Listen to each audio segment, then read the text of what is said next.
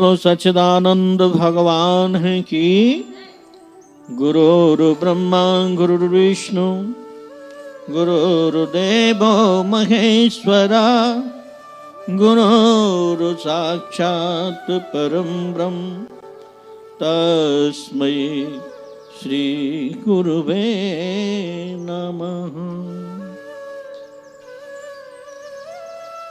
गोविंद जय जय गोपाल जय जय राधा रमन हरि गोविंद जय जय।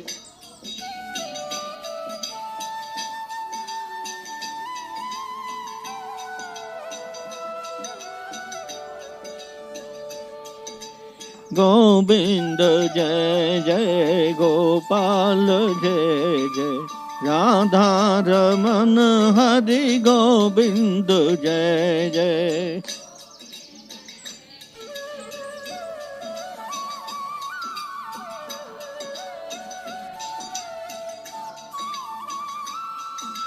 बोलो सच्चिदानंद भगवान की।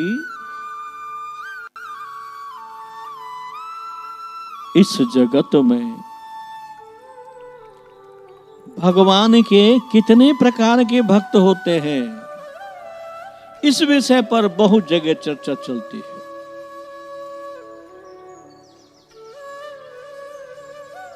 तुलसी जी से संतों ने पूछा कि संसार में या इस ब्रह्मांड में भगवान के भक्त कितने प्रकार के हैं।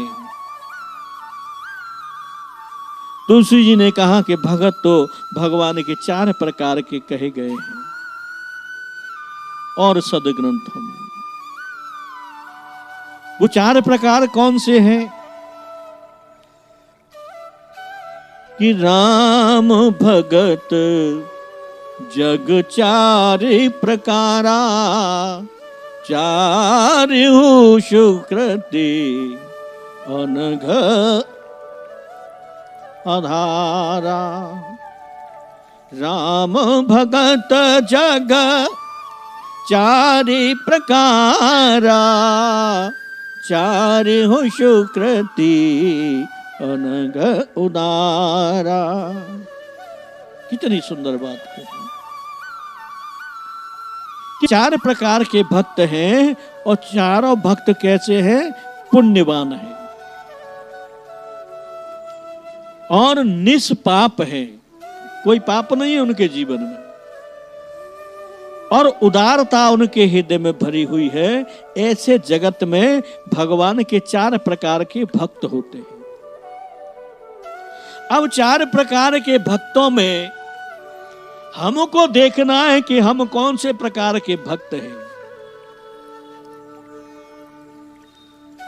तभी तो पता चलेगी कि हमारे अंदर वो 4 प्रकार के भक्त तुलसी जी ने कहे हैं। कोई भक्ति एक आध आ रही है कि नहीं आ रही है हमारे हिस्से में, हम उसको चल रहे हैं कि नहीं चल रहे हैं, हम उसमें जी रहे हैं कि नहीं जी रहे हैं। कैसे? कि जब भगवान के भक्त भगवान के मंदिर में पहुंचते हैं तो बड़ी गहरी मांग होती है उनकी। जैसे अभी भजन के माध्यम से कही गई है कि द्रौपदी जब भगवान को पुकारने लगी तो कहा कि देख, मैंने तेरे हाथ में अपनी रेशम साड़ी फाड़ के लगाई थी, तू क्यों नहीं आ रहा? मैंने 16 सोमवार किए हैं, मैंने इतनी एकादशी की है, मैंने इतना तप किया है, मैंने इतना जप किया है और मैं इतना दान देता हूं, फिर ये सब ऐसा क्यों हो रहा है? क्यों नहीं आते हो? तो ये किस भक्त की श्रेणी में आएगा, ये भी देखना है। कुछ मंदिर में जाकर कहते हैं कि हे प्रभु, मैं तो तेरा बालक हूं, मैं कुछ जानता नहीं हूं, तेरी पूजा सेवा विधि क्या होती है, पर मैं तेरा हूं, बस इतना ही है। तू मेरे ओर कृपा कर और मुझे संकट से बचा।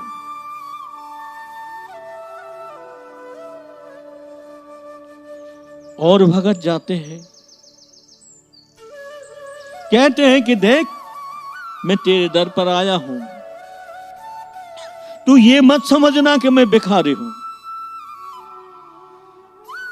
अगर मेरी काबिलियत हो तो मुझे देना, और अगर मैं संभाल सकूं तो मुझे देना, नहीं मत देना। कुछ जाते हैं, कहते हैं भगवान मैं तेरा हूं, तेरी तो पता नहीं तुझने मुझे अपना बनाया है कि नहीं बनाया है, पर मैं तेरा हूं। मैंने तेरे साथ संबंध जोड़ दिया है। अब मैं अच्छा रहूं या दुखी रहूं या सुखी रहूं या कैसे भी रहूं, तेरी ही शरण में हूं। अब तेरी इच्छा हो सो तू करना। कुछ जाते हैं, कहते हैं कि प्रभु तू दुनिया को दे रहा है और हमारे लिए कंजूसी कर रहा है। तेरा नाम दानियों में शिरोमणि है, तू सबको देता है, तो फिर मुझे क्यों पीछे छोड़ता है। नाना प्रकार के विचार लोग मंदिर में भगवान के सामने रखते हैं, कहते हैं, लेकिन भगवान के भक्त तो तुलसी जी ने 4 प्रकार के कहे हैं। 4 प्रकार के कौन से भक्त हैं? एक तो होता है अर्थार्थी, जो धन की इच्छा से भगवान को मानता है और वो जान जाता है कि भगवान के अलावा कोई नहीं दे सकता, वो ही देने वाला है। अर्थार्थी कहते हैं उसको। दूसरा भक्त होता है आर्त। आर्त माने दुखी। वो जानता है कि मेरे दुख का निवारण सिर्फ भगवान कर सकते हैं और कोई नहीं। ये दोनों पवित्र होते हैं, निष्पाप होते हैं, उदार होते हैं। तीसरा भक्त कौन सा होता है? कि जिज्ञासु। वो जानना चाहता है कि संसार में भगवान है कि नहीं है, कि लोग वैसे ही कहते हैं, हम वैसे ही तो नहीं चल रहे, सच्चाई है कि नहीं है। वो जिज्ञासु रखता है, उसकी जिज्ञासा होती है, उसे जिज्ञासु भगत कहते हैं। चौथी प्रकार का ज्ञानी भक्त होता है, उसको ज्ञान होता है। अब ज्ञान किसको कहते हैं ये समझना है। एक शब्द दिया है जगत में कि मोह निशा सब शोभ निहारा, देखिए सपन अनेक प्रकारा। इस जगत में सब मोह रूपी रात्रि में सो रहे हैं और नाना प्रकार के स्वप्न देखते रहते हैं। नाना प्रकार के स्वप्न क्या? वैसे रात्रि में नहीं सो रहे हैं, मोह रूपी रात्रि में सो रहे हैं। मोह निशा, मोह निशा माने रात्रि, सो रहे हैं और मोह रूपी रात्रि में सोते हुए अनेक प्रकार के सपन देख रहे हैं। वो सपन कैसे होते हैं? कि मेरी नौकरी लग जाए, मेरी कोठी बन जाए, मैं धनवान बन जाऊं, मैं चुनाव जीत जाऊं, मैं सबसे बड़ा अमीर हो जाऊं। इस प्रकार के स्वप्न देखता है। वो ऐसे ऐसे स्वप्न देखता है, इनका पूर्ण होना उसकी समझ में भी असंभव है। कुछ स्वप्न तो ऐसे देखते हैं कि जो संभव हो सके। कि स्वप्न देखे, भगवान तेरी इच्छा है घर की लाज रखना, हम भूखे न रहे, हमारी बात खराब नहीं हो और कोई हमारे द्वार से भूखा भी न जाए, कोई निराश न जाए। ये भी स्वप्न है। और एक स्वप्न है कि मुझे सबसे अमीर बनना है। अब इन दोनों स्वप्नों में एक तो बहुत असंभव है कि मुझे सबसे बड़ा अमीर बनना है, और एक स्वप्न कैसा है, बहुत सरल है कि हे प्रभु मेरे घर की लाज रखना, मेरे यहां कोई आए तो भूखा न जाए, मेरे यहां आए तो कोई निराश होकर न लौटे। तो ये स्वप्न तो पूरा होने की उम्मीद भी है, लेकिन वो स्वप्न बहुत बहुत असंभव असत्य है। तो गोसाई जी कहते कि स्वप्न देखना है तो भैया अच्छा देखो, जिससे वो पूरा हो सके। लेकिन ये दोनों स्वप्न नकली हैं, असत्य है। स्वप्न देखना है तो सच्चा देखो ना।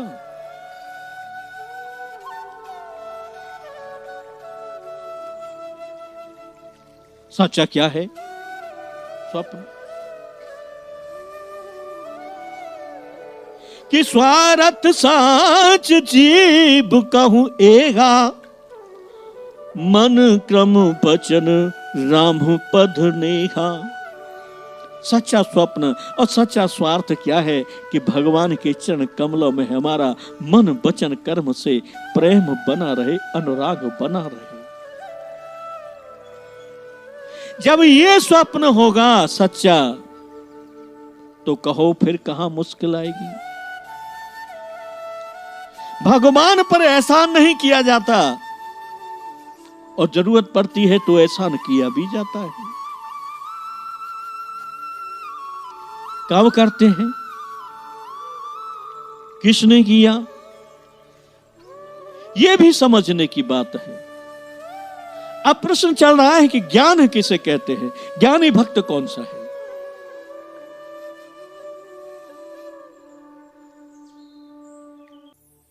कि जहां अज्ञान न हो वह ज्ञानी है। अज्ञान क्या है? मोह ही अज्ञान है। मोह अंधकार है। अंधकार झूठा है, असत्य है। मोह भी झूठा है, असत्य है। तो मोह रूपी अज्ञान से, अंधकार से दूर होगा तब ज्ञान रूपी प्रकाश होगा। ऐसा ज्ञानी भक्त चौथे नंबर का होता है। पहला अर्थार्थी, दूसरा अर्थ, तीसरा जिज्ञासु, चौथा ज्ञानी। जब ज्ञानी भक्त भगवान को मिलता है तो फिर वो ज्ञान की सीमा के अंतर्गत ही चर्चा होती है। जिज्ञासु मिलता है तो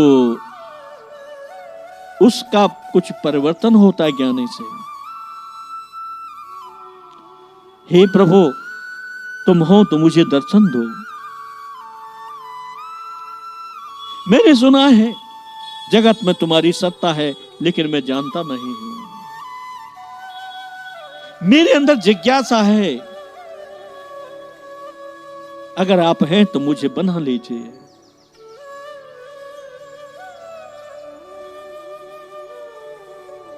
पहला और दूसरे नंबर का कौन सा है? अर्थार्थी और आर्थ।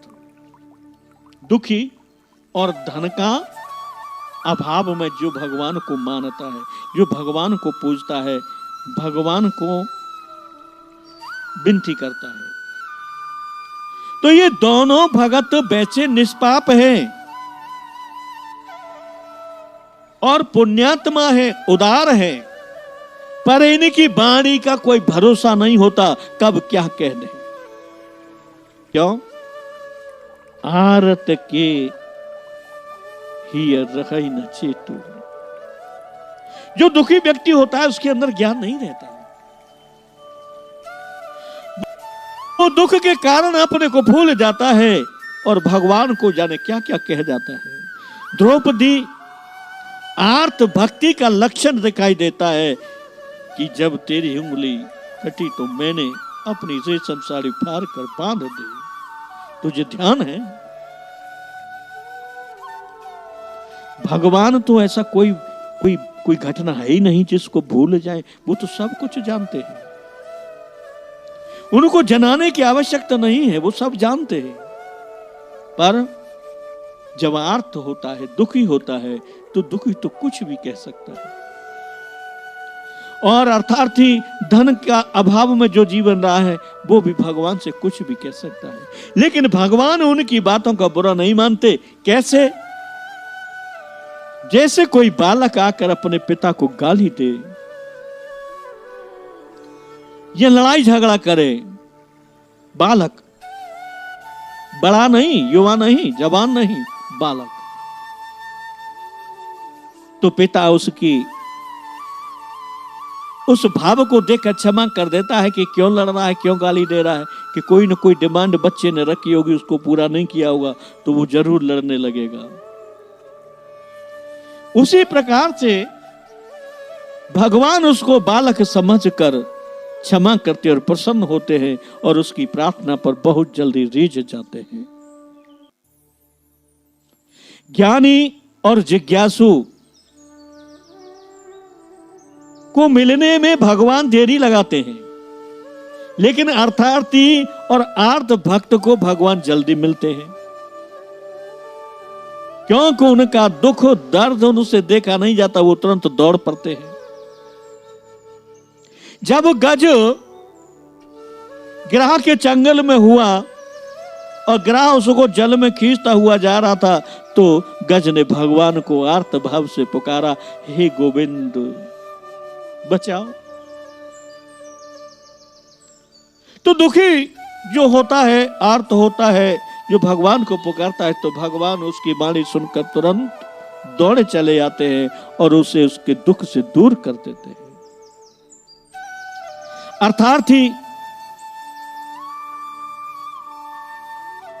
अर्थार्थी भक्त में दो प्रकार होते हैं, एक स्वार्थी, एक परमार्थी। दूसरे के लिए, जैसे नरसी दूसरे के लिए, भात भरना कुछ है नहीं, पत्रिका आ गई है, भगवान से क्या कहे, वो सब जानते हैं, लेकिन हृदय में तो कहते हैं तू देगा तो जाएंगे, न देगा तो नहीं जाएंगे। तो किसी ने पूछा नरसिंह जी से कि तुम भात देने के जा रहे हो, भगवान से पूछा कि वो दे रहे हैं कुछ कि नहीं दे रहे। नरसिंह ने कहा कि देखो जी, उनका पता नहीं, मालिक है, मैं तो सेवक हूं, नौकर हूं उनका। मालिक की कब बुद्धि बदल जाए, कब नहीं कर दें, कोई पता थोड़ा ही है। मैं तो जब जानूंगा, जब मेरे साथ चलेंगे तो पक्का हो जाएगा कि हाँ ये अब देंगे ही देंगे। क्यों? कि फिर वहां अपनी भक्त की बेइज्जती अपमान सहन नहीं करते। कहीं दूसरी जगह हो नहीं आए, कह तो रहे हैं, पता नहीं। तो बड़े बड़े सुंदर भाव होते हैं भगवान के संबंध में। जो व्यक्ति वास्तव में भगवान का होना चाहता है, तो मन कर्म वचन से कपट और चतुराई छोड़ दे, भगवान उसको स्वीकार कर लेते हैं।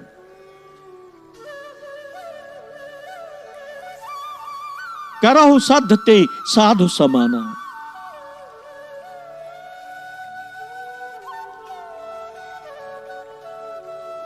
ताजी छल कपट मोह मद नाना, और करो सद्धते साधु समाना। ये कोई और नहीं कह रहा, राम जी कह रहे हैं कि मोह छोड़ दे, छल छोड़ दे, कपट छोड़ दे, नाना प्रकार के प्रपंच छोड़ दे। जिस दिन छोड़ देता उसी दिन मैं उसे साधु बना देता हूं, सुंदर कर देता हूं। साधु बनाने का तात्पर्य है कि उस दिन ही उसके सारे पाप सुहा। अब कोई भी कुछ भी हमको चाहिए, तो बिना भगवान के तो कुछ मिलता नहीं है। लेकिन भगवान भी सीधे देते नहीं हैं, क्योंकि वो कुछ लेते हैं तब देते हैं। ये भी संसार का नियम है। अरे भगवान को कुछ दोगे तभी तो मिलेगा। कोई भी जगत में है जो जिसे तुम मत दो और तुम हमेशा उसे लेते रहो लेते रहो लेते रहो, एक दिन बिगाड़ खाता हो जाएगा, वो नहीं देगा। लेकिन जगत के लेने वाले में और भगवान के लेने में अंतर है। भगवान तुम्हारे अवगुणों को लेना चाहते हैं कि तू अपने अवगुणों को दे दे और फिर देख तुझे माला माल कर दूंगा। जगत अवगुण देता है और सद्गुण लेता है। कितनी उल्टी रीति है। जगत अवगुण देता है और सद्गुण लेता है, लेकिन भगवान अवगुण लेते हैं और सद्गुण देते हैं। ऐसे दीन बंधु कृपालु भक्त वत्सल परम प्रभु अखंड कोटि ब्रह्मांड के अधिनायक को जो भूल जाए वो अभागा क्यों न कहा जाए। जो भगवान को मानता है, जानने की बात नहीं है। जान तो आज तक कोई भगवान को पाया ही नहीं, कोई भी भगवान को जान नहीं पाया। लेकिन भगवान को जानना नहीं है, क्या करना है? मानना है। एक बार का प्रश्न है कि लक्ष्मण जी ने माता जानकी जी को पूछा कि हे मां, मैं तो राम को आज तक जान नहीं पाया, तुम जानती हो तो मुझे कहो राम कौन है। सीता जी ने भी हाथ खड़े कर दिए, कहा भैया लखन, तुम अपनी कहते हो, मैं तो हर समय उनके साथ रहते हूं, पर मैं भी आज तक नहीं जान पाई कि राम कौन है।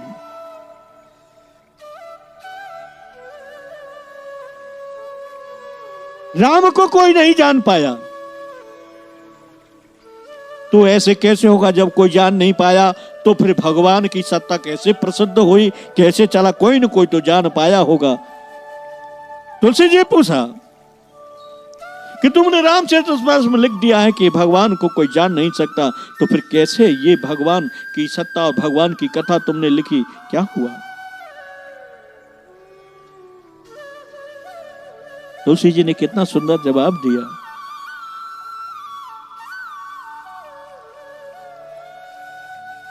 कि जग पे खन तुम देखन हारे, विधि घरे शंभु न चाबन हारे।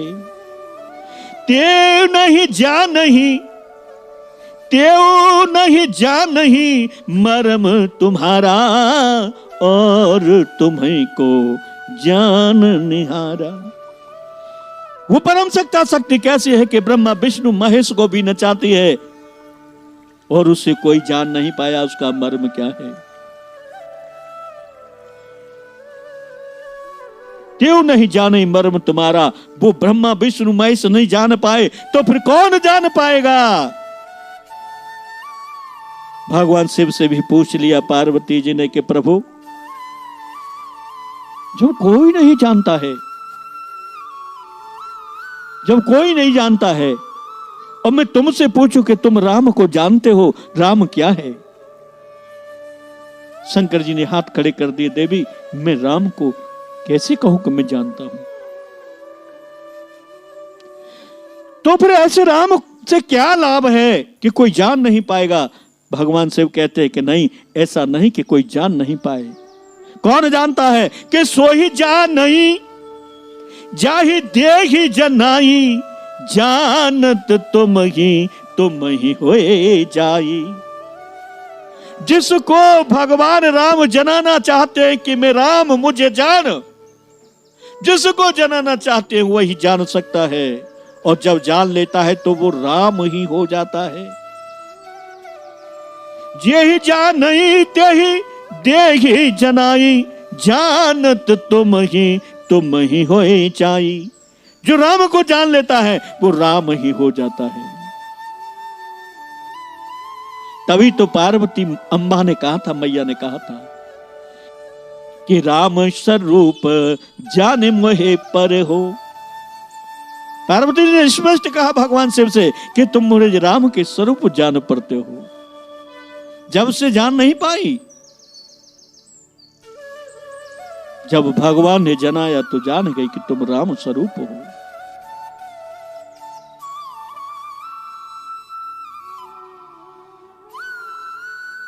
बड़ी विचित्र बात है। एक बार की घटना है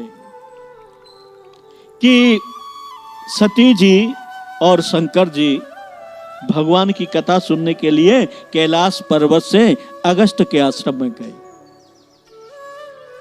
अगस्त के आश्रम में जब पहुंचे तो अगस्त जी ने दोनों की बड़ी पूजा की और ऊंचे सिंहासन पर बैठा दिया। सती जी का माथा ठनक गया कि हम कथा सुनने के लिए आए हैं, हमको तो इनकी पूजा करनी चाहिए, ये हमारी पूजा कर रहे हैं तो ये हमको कथा क्या सुनाएंगे, ये कुछ नहीं जानते होंगे कथा के बारे में। तो राम कथा हुई। अगस्त जी ने कही, राम कथा मुनि बर्ज बखानी, सुनी महेश परम सुख मानी। अगस्त जी ने राम कथा कही, महेश ने सुनी। कैसे सुनी? परम सुख मानकर।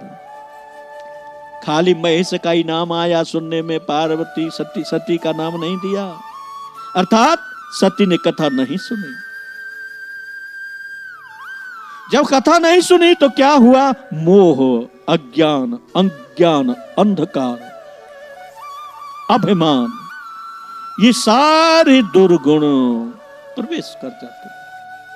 बोलो सच्चिदानंद भगवान की। श्री कृष्ण गोविंद हरे मुरारे, हे नाथ नारायण वासुदेवा।